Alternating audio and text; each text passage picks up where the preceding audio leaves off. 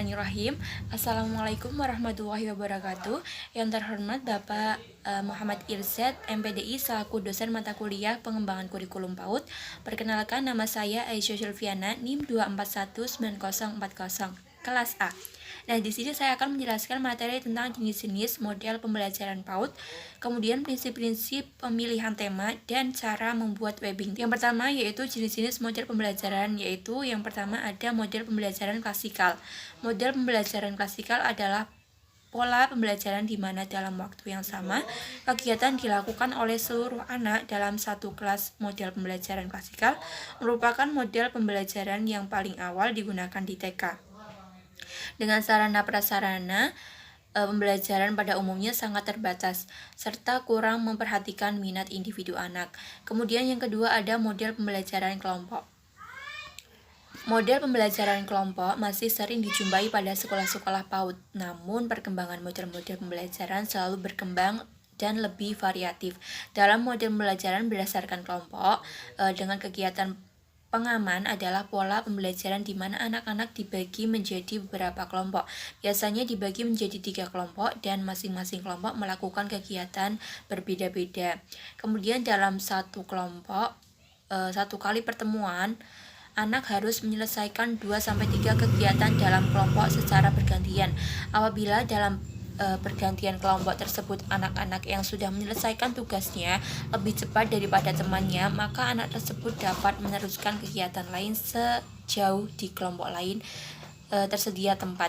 Namun apabila tidak tersedia tempat, maka anak tersebut dapat bermain pada tempat tertentu di dalam kelas yang telah disediakan guru. Yang disebut dengan kegiatan pengaman. Pada kegiatan pengaman sebaiknya disediakan alat-alat yang lebih bervariasi dan sering diganti disesuaikan dengan tema atau subtema yang dibahas.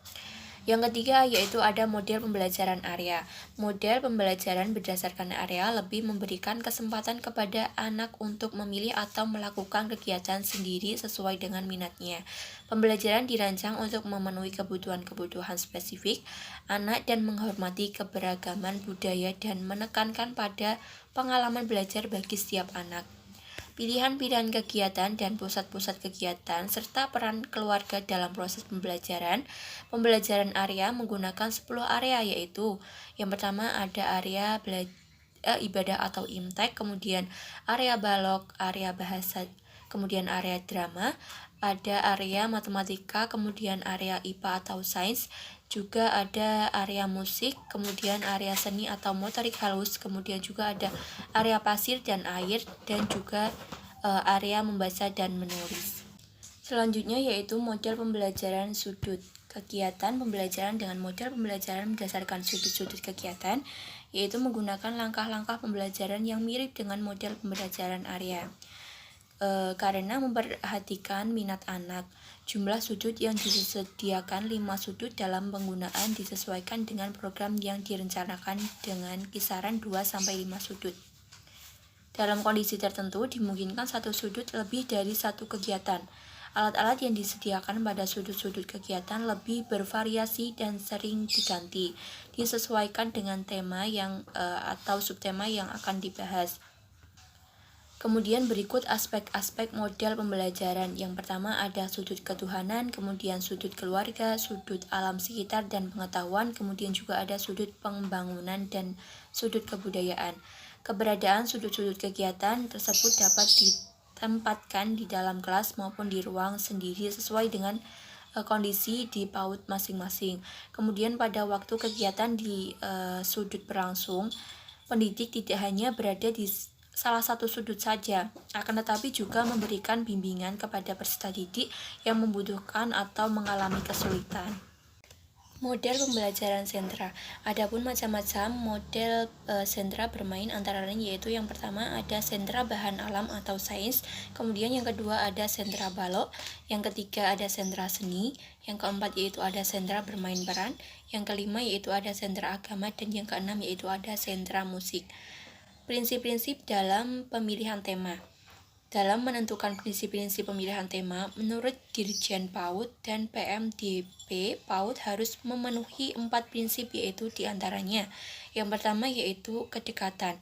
Kedekatan artinya tema hendaknya dipilih mulai dari hal-hal yang terdekat dengan kehidupan anak, baik dekat secara fisik maupun dekat secara emosi atau minat anak. Tema yang terdekat secara fisik seperti diri sendiri, keluarga, lingkungan, rumah, lingkungan sekolah, tanaman, binatang, dan lingkungan alam. Setiap lembaga memiliki kondisi yang berbeda-beda, misalnya lembaga PAUD yang di lingkungannya dekat dengan pantai, maka tema yang digunakan sesuai dengan kondisi lembaga tersebut. Begitupun dengan lembaga PAUD yang kondisi lingkungannya di dataran tinggi maupun di dataran lainnya. Kemudian yang kedua yaitu ada kesederhanaan. Kesederhanaan artinya tema yang dipilih sudah dikenal anak agar anak mudah memahami pokok bahasan dan dapat menggali lebih banyak pengalamannya. Prinsip kesederhanaan berarti pilihan atau pengembangan tema diselaraskan dengan perkembangan anak. Tema yang dipilih juga memungkinkan untuk dapat dipelajari oleh anak secara optimal. Berdasarkan prinsip kesederhanaan itu, kita dapat memilih tema, misalnya tema buah-buahan dengan subtema buah anggur melalui subtema yang sederhana kepada peserta didik, misalnya warna buah anggur itu apa, rasa buah anggur itu apa, kemudian maupun bentuk dari buah anggur. Kemudian selanjutnya yaitu kemenarikan. Kemenarikan artinya tema yang dipilih harus menarik bagi anak dan mampu menarik minat belajar anak. Dalam pemilihan tema yang menarik bagi anak, guru dapat melakukan pengamatan terhadap hal-hal yang dekat dengan anak, baik secara fisik maupun emosional. Dengan pengamatan tersebut harus dilakukan dari jauh-jauh hari sebelum guru menyusun perencanaan pembelajaran. Selanjutnya yaitu keinsidentalan. Artinya pemilihan tema tidak selalu yang direncanakan di awal tahun. Akan tetapi pemilihan tema bersifat fleksibel atau dapat juga menyisipkan kejadian luar biasa yang dialami anak. Daya dukung artinya pemilihan tema disesuaikan dengan kemampuan guru memahami tema dan ketersediaan sarana dan prasarana pembelajaran yang ada di lingkungan sekitarnya. Pembahasan tema yang harus didukung oleh ketersediaan sumber belajar, misalnya buku-buku, alat permainan edukatif, dan narasumber. Yang terakhir yaitu cara pembuatan webbing tema. Pemetaan tema adalah suatu kegiatan untuk memperoleh gambaran secara menyeluruh dan utuh.